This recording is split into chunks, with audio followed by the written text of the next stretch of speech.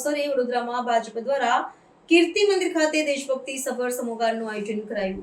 સમગ્ર દેશમાં રાષ્ટ્રગીત વંદે માતરમની રચનાના 150 વર્ષ પૂર્ણ થવાના ઐતિહાસિક અવસરની ઉજવણી કરવામાં આવી રહી છે।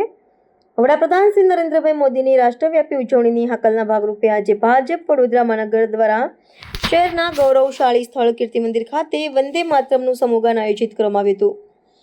7 નવેમ્બર 1875ના રોજ અક્ષય નવમીના શુભ દિવસે બંકિમચંદ્ર ચટ્ટોપાધ્યાય દ્વારા રચાયેલા પ્રેરક ગીતની 150મી વર્ષગાંઠ નિમિત્તે યોજાયેલા કાર્યક્રમમાં દેશભક્તિના માહોલમાં સૌએ એકસુરે ગાન કર્યું હતું।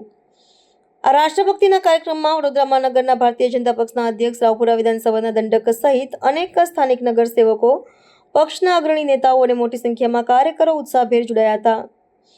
આ સમૂહગાન દ્વારા નેતાઓ અને કાર્યકર્તાઓએ સ્વાતંત્ર્ય સંગ્રામમાં મહત્વપૂર્ણ ભૂમિકા ભજવનાર અને પેઢીઓને દેશભક્તિની ભાવનાથી ભરનાર વંદે માતરમ ગીત પ્રત્યે પોતાનો આદર અને સન્માન વ્યક્ત કર્યું હતું। આયોજનથી વડોદરા શહેરમાં રાષ્ટ્રીય ગૌરવ અને એકતાનો સંદેશો મજબૂત બન્યો હતો। અત્રે ઉલ્લેખનીય છે કે વડાપ્રધાન શ્રી નરેન્દ્ર મોદીએ આ ઐતિહાસિક દિવસ નિમિત્તે દિલ્હીમાં યોજાયેલા મુખ્ય કાર્યક્રમમાં પણ ભાગ લીધો હતો, જ્યાં સ્મારક, ટપાલ ટિકિટ અને સિક્કાનું વિમોચન કરવામાં આવ્યું હતું। વડોદરામાં યોજાયેલું આ સમૂહગાનનું આયોજન પણ રાષ્ટ્રીય સ્તરના સ્મૃતિ સમારોહનો જ એક ભાગ હતો। કાર્યકર્તાઓએ અને નાગરિકોની મોટી હાજરીએ સાબિત કર્યું કે વંદે માતરમની પ્રેરણાદાયી હાકલ આજે પણ ભારતીયોના હૃદયમાં રાષ્ટ્રભક્તિની જ્યોત પ્રજ્વલિત રાખે છે અને સમાજને એકતાના સૂત્રમાં બાંધે છે। વંદે માતરમ, વંદે માતરમ, વંદે માતરમ શબ્દ કેટલો ઉર્જાવાન છે। આપણા શરીરમાં જ્યારે વંદે માતરમનો આપણે શબ્દ ઉચ્ચારણ કરીએ છીએ ત્યારે એક ઉર્જાનો સંચાર થઈ જાય છે।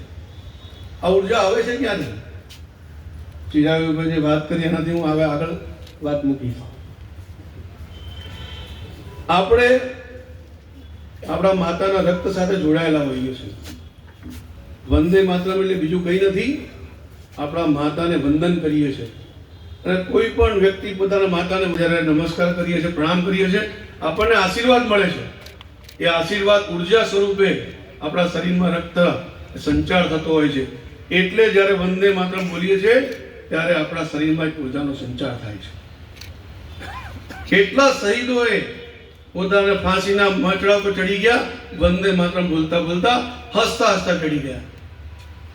એ કેવી રીતે શક્તિ આવી હશે? ફાંસીનો જે દાળીઓ જોઈને ભલભલાના મન ડગી જતા હોય છે, પણ આ વંદે માતરમ બોલતાની સાથે એમના શરીરમાં ઉર્જા આવી જતી હોય છે। दूंगा और गांव किसान तथा कारीगरों का समर्थन कर स्थानीय उद्योगों को बढ़ावा दूंगा। अपनाने के लिए प्रेरित कर नई पीढ़ी तक इसका महत्व पहुंचाऊंगा। पारिवारिक और सामाजिक जीवन में भारतीय भाषाओं का प्रयोग करूंगा। स्वदेशी और प्रकृति अनुकूल उत्पादों का प्रयोग करूंगा और देश के पर्यटन स्थलों को प्राथमिकता दूंगा।